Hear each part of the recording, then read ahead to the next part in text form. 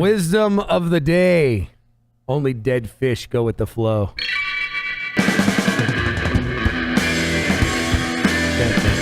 That's how it works today, guys. Welcome to the Wreckless Podcast. My name is Chef Cody Storts, here live in the lounge as always. Thank you for joining us. The last couple of shows have been epic and holding on, learning about a bunch of cool stuff. And then the show going out about the 168-day dry-aged ribeye. Man, I'm still eating it today. It's freaking good, guys. Joining me today, I have two men of genius and talent. And I say that honestly, international men of mystery, as I'd like to say. First is Mr. Alan Herrera, right? Photographer, movie man. Thank you, brother. Traveling, helping the world, saving dolphins. I mean, what else is there, dude? I mean, you pretty much do everything besides being like one of the best food photographers, not only that I know, but around, honestly. Thank you, brother. I guess I gotta miss something. Are you saving like poor kids? And I mean, I know you are, right? You're doing something. I just like to stay busy. I get bored very fast, man. So I constantly need a project, and I love to travel. I mean, traveling to me internationally is that's my oxygen. That's what I breathe. I get road sick. A lot of people get homesick. I get road sick. Really, man? After 3 months, I gotta take off and pack up. Go somewhere, yeah, man. like unpacking is unfamiliar. Yeah, I dig that, dude. I dig that, man. And I dig that about you. You've been that way. I mean, I've known each other for a long time. We'll talk about it a little bit, but I don't know. It's got to be going on at least 9-10 years now, right? Yeah. Holy cow, that's called getting old, I think. I mean, I don't know. Your facelifts make you look good, but me, that's getting old. I'm kidding, bro. Look, you got all quiet. I met you before you were a chef, man. I know. Well, you still met me when I was fat. What? I was gonna say I met you originally when you had just got you got the surgery or maybe before, and then you were gone, and then you came back. So what year was that? That was a little over 10 years ago. Okay. Yeah. So there you go, man. Yeah. That's a minute or two. It's a minute or two. And sitting next to Mr. Allen is Benny. Benny, how are you, sir? Oh, very well. Thank you for having me on. So I'm me and you are a newly acquainted friends here, man. But I got to tell you your stories. I keep hearing the rumbling in the world of the culinary world, and your name comes up quite a bit. Not just because you're connected with Whistle Pig, but you're associated with the Bar Guild. You're a bartender also at, you said, Monarch Bay, right? Resort. Monarch Beach Resort. Yeah, which is a freaking beautiful place. Oh, amazingly beautiful. Very lucky. Yeah, right. Horrible scenery there. Horrible scenery, you know? Worst food, horrible scenery.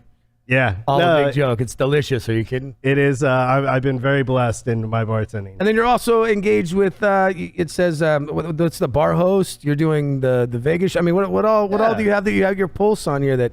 Well, yeah. So I have the Bar Host, which is my bar consulting company.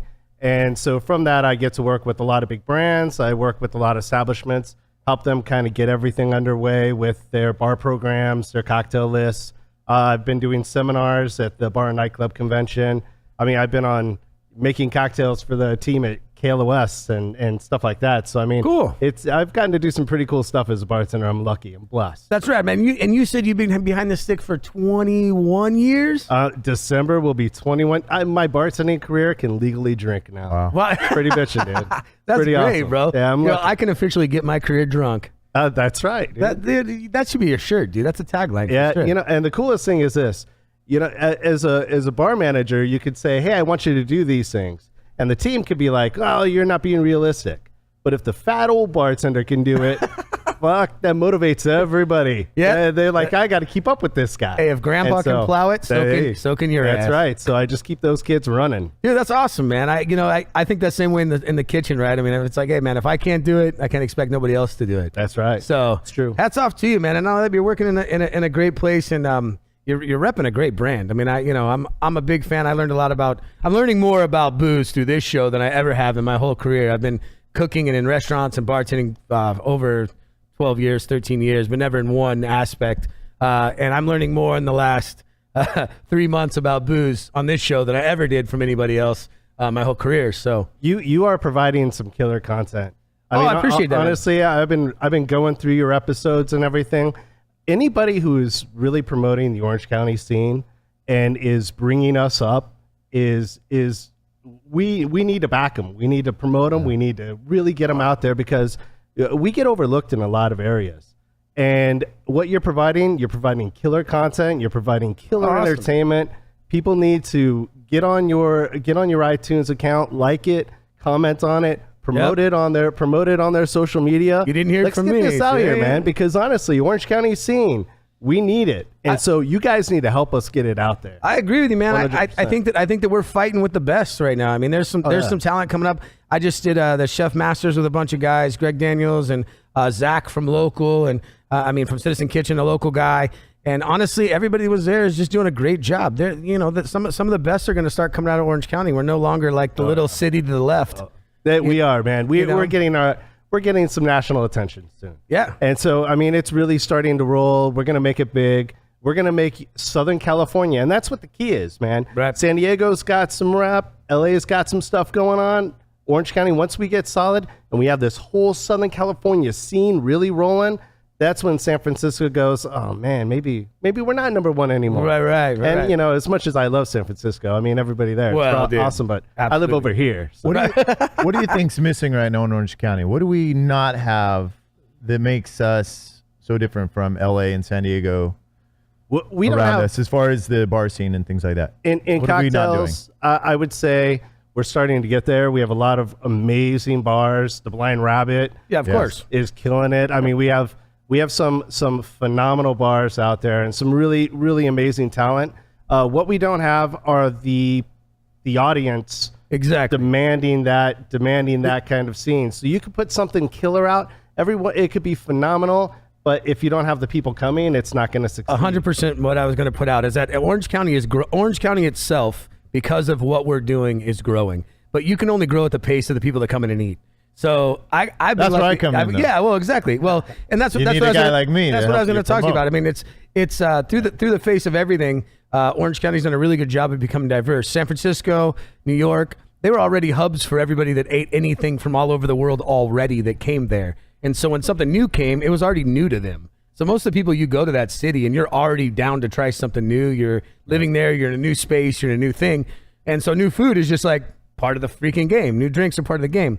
In Orange County, we have a lot of old money. People don't leave here, right? People in Santa Ana, people in wherever, they're living here. Fullerton, born and raised here. They go on vacation, but they're not here to experiment with food. And so now we've opened them up that we're bringing it to them, which then culturizes the city in my eyes. And then they're willing to eat more. We start off with serving balls and stuff at Hopscotch with me and trying to do everything we can, pig skins and, pig ears and chicken skins and anything we could just to like open the envelope this much and then open it again and then open it again. And so pretty soon they trusted like, oh, if Cody served it, it's not going to be dog shit. And that was the thing. Like when you were over there. That was the goal. And it's the same with cocktails, right? Blind Rabbit did a great job of that. Oh, no, they're killing it. Yeah. We have so many different...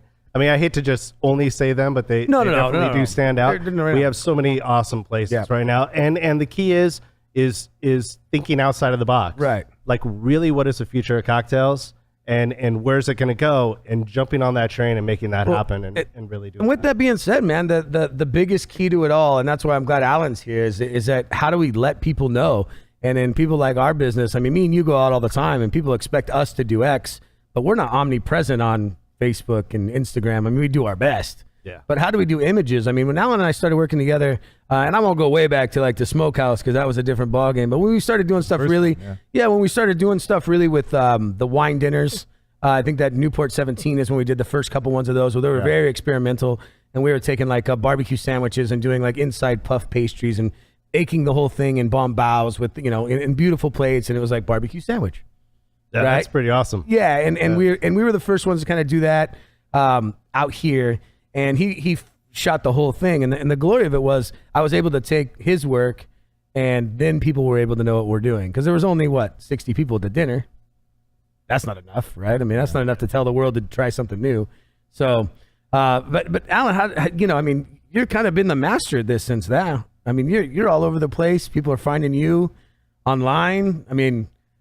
What the hell? How do you what's the big deal, man? How do you make that happen, dude? Well, here's the thing.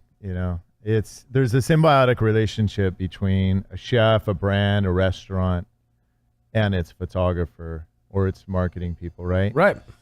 And what I mean by that is that for me to do my best work, I've got to work with great I got to work with great chefs. I got to have great food, you know? Right. I shoot a lot of food that's not so great, right? For major brands, great account, anything like that. But then I got a chance to work with you several times. Originally a hopscotch, you know, you guys were doing incredible things that was one of the most important places at that time. It was the talk of all of Orange County. You know, you mentioned hopscotch. People say, oh my God, I heard the food is incredible there. They're doing some really, really crazy fusion stuff. The drinks are over the top. These guys are spending, you know, it takes a while to get your drink because they're making everything from scratch. Like people knew, like go to, that's how. At that time, absolutely. Well, you know the story of how you met your wife, right? Yeah, it's your fault. I brought Kelly over.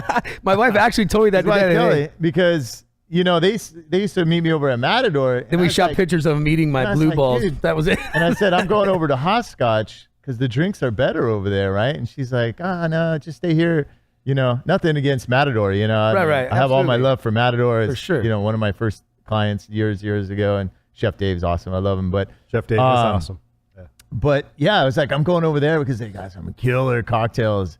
I was like, you guys got to come and you got to meet my buddy Cody, man. He's this incredible chef and he changes the menu like every couple months. He just throws all this stuff that you love out the door and says, no, I'm not making that anymore. I'm going to make some new stuff.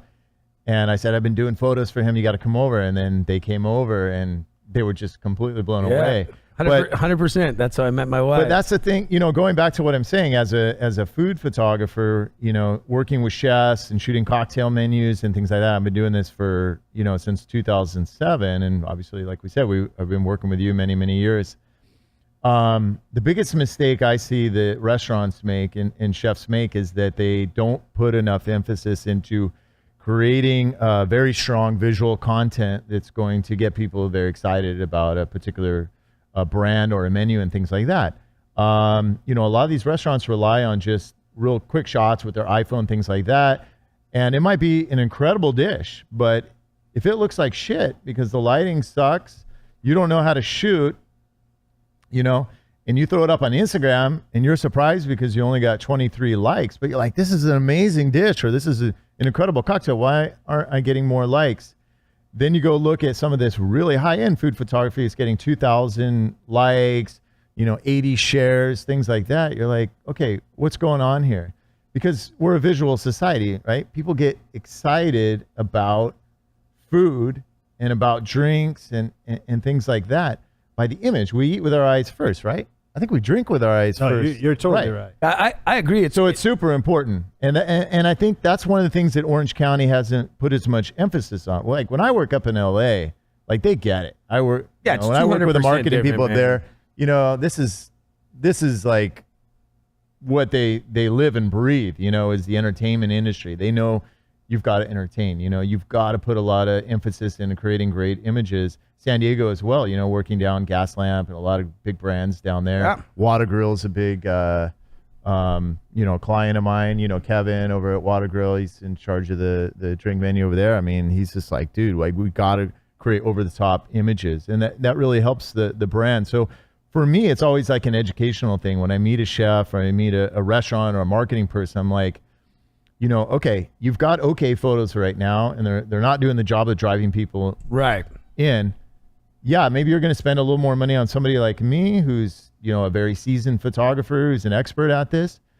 And I always tell them it's an investment. You're investing in these images that are going to bring people through the door. You're going to be using these images for a long time. But there's no choice. It's not, well, we don't have the money or we, you know, I think our iPhone images are good enough. You know that strong food photography and drink photography is going to get people excited. It's going to tell that story and build that brand. So I think more of Orange County restaurants are trying to figure that out, but I think we're much slower paced here in Orange County. You know, we're not as involved in the marketing game, a lot of these restaurants, and I think a lot of times they don't know and they just have to be educated. Well, yeah, I don't think there's enough of you in Orange County. Like, let's be honest. That's true. There's 3 or 4 photographers really that are taken care of, and all of them have their different niches, right? Sure. And none of them are wrong. They all have their place and everything. But if you're going after high-end clientele, how many high-end food photographers are there in Orange County that are accessible? I mean, we're not going to pay LA prices out here because we're not making LA money. Yeah. Not yet. I mean, some of us, yes or no or whatever. Sure. But in general, if you're not pulling that clientele, there just isn't enough like in LA, there's a photographer on every corner shooting something. And I mean, like, they may not be good, bad, or ugly, but they got a camera and they're doing, Sure. you know, it's like everybody's saying they're a chef. They know how to cook something. They're everywhere, right? There's twice as much volume. Out here, there just isn't.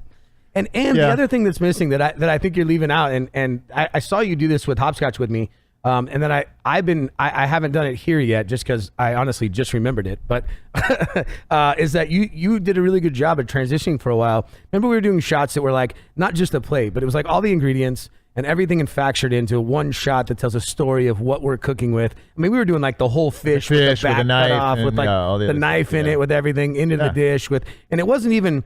We got to a point where we weren't even taking pictures of the food, really. It was a picture of the process. It's storytelling. Yeah, but that became more intriguing to what we were doing there than the actual finished products. Those shots got way more hits. Way more hits, man, and way more things of being artistic and viewing, and I think we had more fun shooting them, to be honest with you. I mean, I was like, dude, what else can we do with this giant fish, right? Like, I mean, we were literally even getting, that shot holding the fish with the tattoos and everything, like. I think it's that kind of stuff that even honestly, and that takes the artistic eye, man. I'd have never thought of that, right? I mean, I'm always like, oh, look at this pretty finished product. And I think that's what everybody's doing. But the storytelling that you've involved now, and then in with movies, I'm sure that tied into the movies you've done. And even the dolphin stories, right? I got to know more of the dolphin stories. Sea lions. Sea lions. That's a whole nother podcast. No, but you did. It was a rescue. What was that, real quick, without a brief synopsis? I mean, that's a crazy. Like, I mean, the majority of my work is I'm a food photographer. Right. I shoot video content for brands, but I've been doing documentary films since 2001. So I've shot a couple documentaries working with sea lions. That's rad. I've done a lot of work in South America and Mexico, working with biologists that study, particularly sea lions has been my little niche thing. I produced the film, with Sean Astin in 2005, cool. Award-winning documentary, finishing up a film with Edward James Olmos right now on sea lions. So I have this whole other company called Rio Films, this whole separate thing. But and then the humanitarian work I do a lot of work in Haiti. I've been working with a lot of doctors, U.S. Navy and U.S. Army, doctors in Haiti and Nicaragua and South America, and doing kind of projects like that. But coming back to the food thing, what's been great with me and my career is I've been able to really control my career and do the things that I want to do, as an artist, and you being a chef as an artist, as a bartender as an artist, right? You have two choices. You can either chase the money, or the money can chase you, and one or the other, and right? do what you want. Sometimes you got to do both, and taking the pooper for a while, but that's how it goes. Yeah, so like with food, what's great is like I won't take on a project unless I'm excited about it, right? But that's what I was trying to link the two together is that you got this side of you. You're like you're an extra photographer, but you have this humanitarian side about telling stories and other things that when they combine, your pictures are not food pictures, and the experience with working with you is not. Hey, I got some cool pictures of my food. It's like, check this out. We have this story of this day and the story of what you're doing right now in a encapsulated picture that involves kind of how you look at things. And it comes from all your other stuff. That's what I'm saying. That's why it's intriguing, man.